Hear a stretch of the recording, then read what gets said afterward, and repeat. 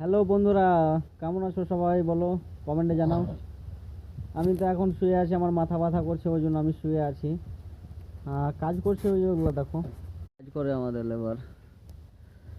এই দেখছো কত উঁচুতে চেপা আছে।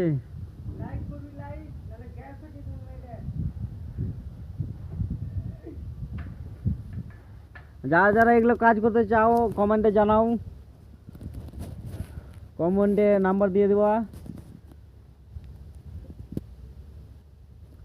কাজ করতে কেমন লাগছে মামা? ভালো লাগছে আলহামদুলিল্লাহ। ও, তো সবাইকে বলো যে কাজ কষ্ট খুব হচ্ছে ভাই, তোমরা একটা লাইক টাইক করবে। ভালো